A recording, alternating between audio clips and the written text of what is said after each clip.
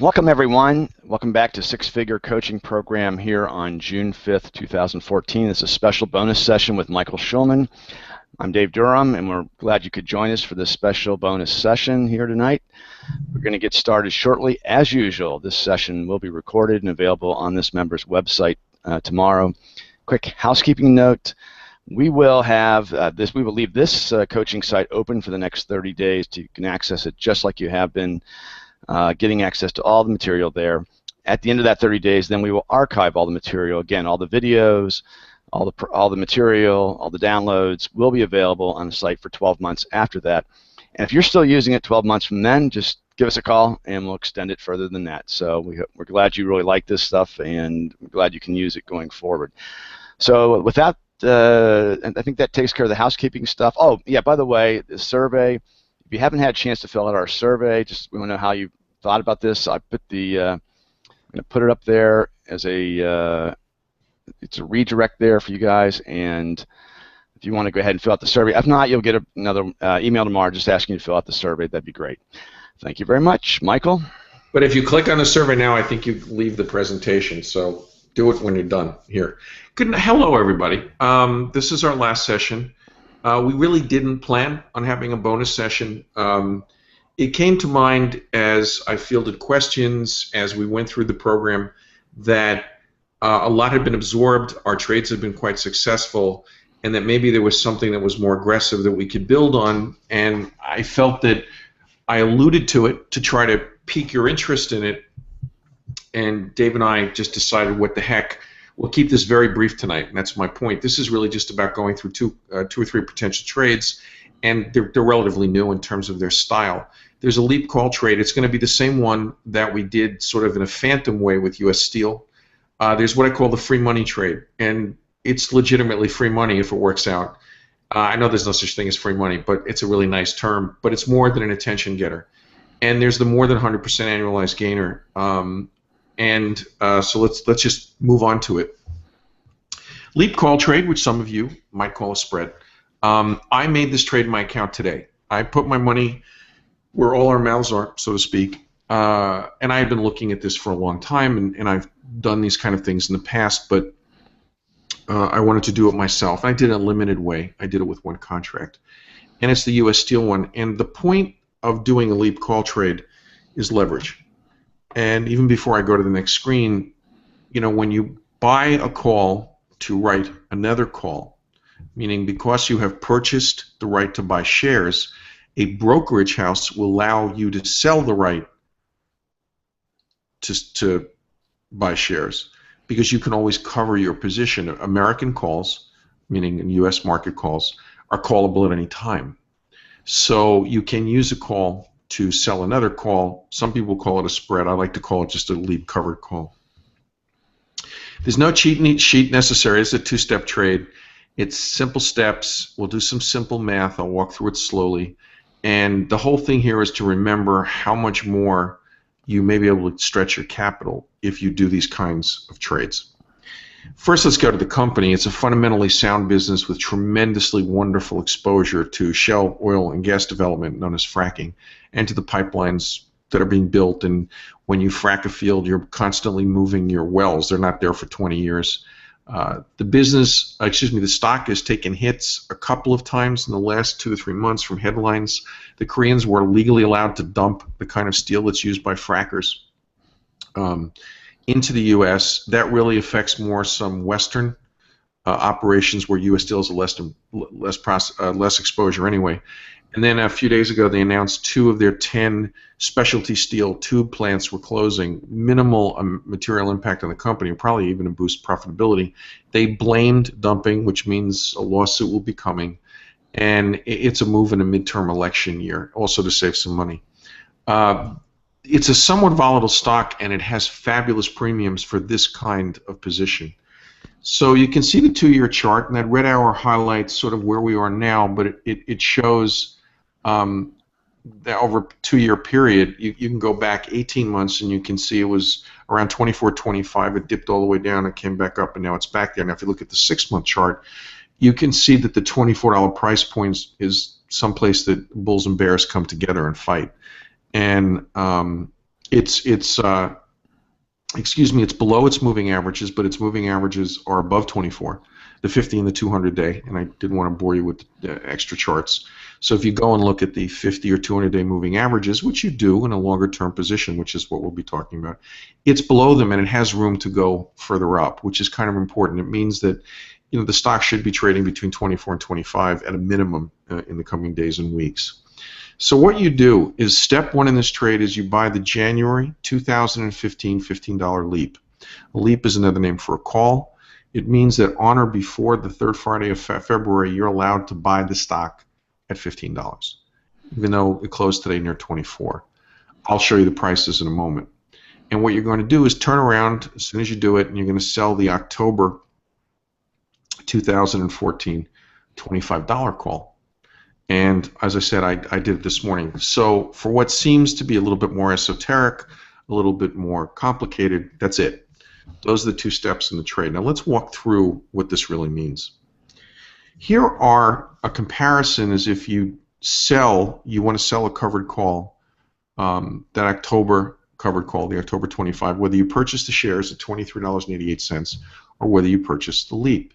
The big thing here, as I said, is leverage. In the left-hand column, you can see the amount of capital that you have to use. The premium that you collect from selling is the same. Now, your absolute return on capital, meaning the absolute return, we're not multiplying to come up with an annual number. You can see the difference between the two, and you can see the annual return on capital. Now, if you're called out, if the stock goes to 25 and breaks out, $25, probably 25 and a nickel, you would be called out. That's your annual return on capital. It skyrockets. Even if that doesn't happen, it's an exceptional return on capital for a very, very simple trade. Now, let's get into some more steps here. You're selling, okay? You're selling it for $8.75 will be the price you see on screen. And let's say you're called out at 25. And you call out, you in turn, and this will be automated on most brokers, you call out the leap that you have bought at 15.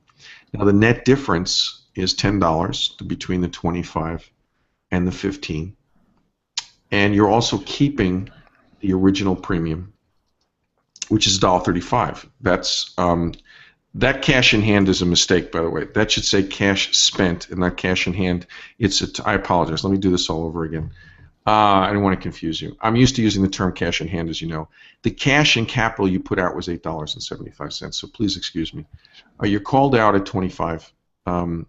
You call out the person you bought the leap from at 15, and that difference is 10. You sold that October 14 at $1.35, which is what we saw up here. And you keep the difference between the $8.75 and the $10, meaning it's the $10 between the two calls, and you would spend $8.75. So it's $1.35 on this line over here, and $1.25 over here. And I'm going to go through this one more time in steps, and I won't have this boo-boo up here. So if you add $1.35 to $1.25, you end up with $2.60. This is another way to look at it. You've spent, I got this one right, you've spent $8.75 per share when you bought the leap. You turned around and sold the call for $1.35. Your net cost basis is now $7.40 a share.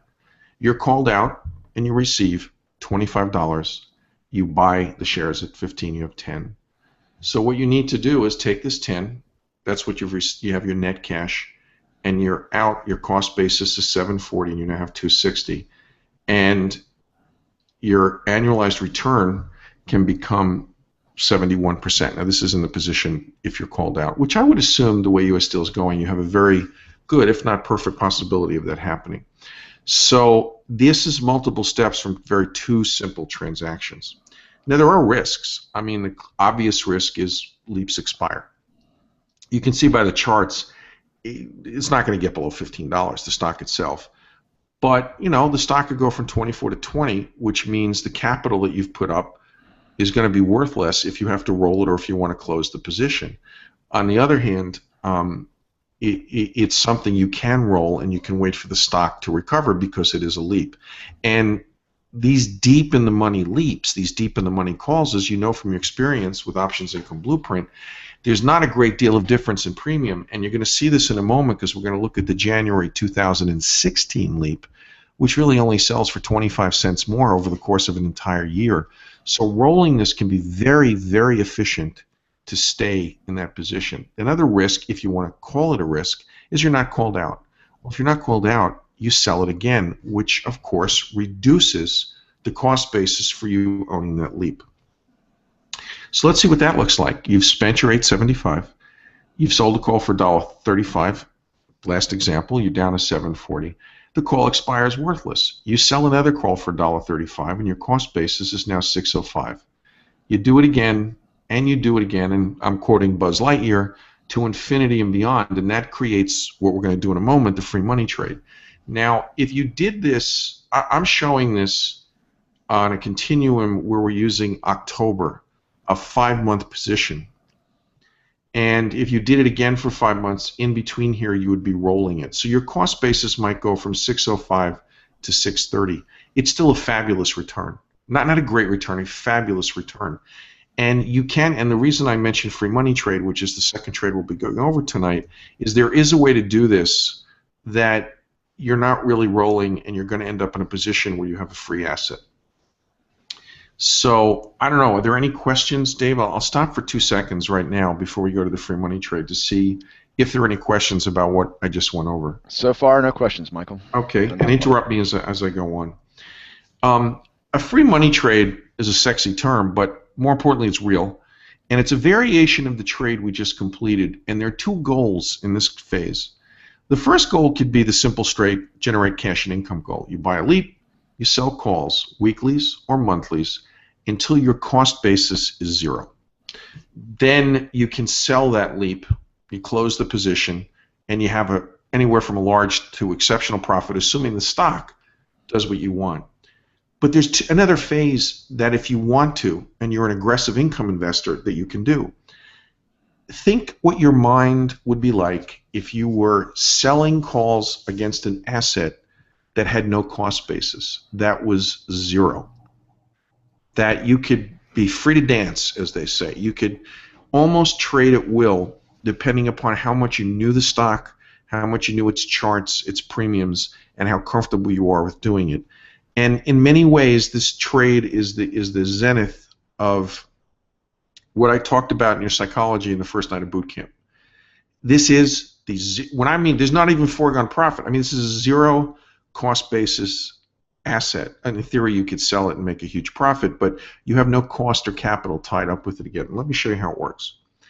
Let's say you went out, and I'm recommending that leap trade. I'm not necessarily recommending this one, although you could do it. You buy the U.S. Steel January 2016, not the 2015. You buy the 2016 $15 leap for $9.25. That you might be able to get it for $9. It was at $9 at about 3:30 today. So if you sold a weekly with an average premium, and the weeklies at around 3:30 were 2 weeks before, were 2 days, before expiration. You get 18 cents. Well, you can do simple math. 50 times 18 is $9. So essentially, in 1 year, if you sold weeklies, and remember, I'm talking about selling weeklies very close to the expiration. I mean, if you sold them earlier in the week, you're certainly going to get more than 18 cents. And if the stock's headed the way you think it might end up flat or lower, then you feel comfortable doing that. But I was being conservative for this example. You sell a weekly with an average premium of 18 cents. You have a cost base of 0. So from June to 2015, you have 7 months of trading against a 0 cost asset. Now again, you could just sell the leap that was holding up the position, and it might be worth more than $9.25, it might be worth less. But you would also have an asset that you could sell weeklies against, you could sell deep in the money, you could do whatever you wanted that would maximize your profit and income. It's all about leverage. This is not a trick, this is not a gambling trick, this is not a casino trick. And this is for a certain subset of you who really are comfortable focusing on a position week after week, month after month, year after year. I developed this because years ago in another service, it was my biotech service, we discontinued it, and I still get emails 7 years later about stocks that I recommended because people have followed them for that long. I've followed Gilead since 2002. I know you do the same. And if you do the same, this isn't an alternative way of managing a position to turn one of your favorite assets either into something you sell, and if you want the cash, and you sell the leap back to the world, to the market, or you use it as a zero-cost asset. Now, the 100% annualized gainer I also did in my portfolio today. And it's a stock that you're familiar with. And the reason I'm making this a separate section of a special kind of trade is there aren't many companies like this. And this is a combination of a company with extreme premiums, with enormous liquidity, with lots of momentum type traders around the stock as opposed to the momentum chart of a momentum stock. Plus, it's a very, very, very good company. There's not a zillion of these out there, to say the least. And if you do certain kinds of trades, you can get extreme returns. And I wanted to make this the last trade we did in the session, and it's going to be a recommendation. The last trade that we did, and as I said, I did this in my portfolio today, more than one contract. And the reason is this should be the logical trade for an aggressive trader who has absorbed what we have all shared over the last 6 weeks. The stock is GT Advanced Technologies. We've traded it before. I made it in the morning, and it's a buy right with a twist, extreme returns. A little bit about the company. It's the maker of what is known as sapphire glass, which is an advanced glass, more scratch resistant and sort of better suited to the next generation of iPhones for Apple. Sapphire glass can be used in any phone. GTAT is not only a sapphire glass maker. Yes? Excuse me for a second. I'm sorry.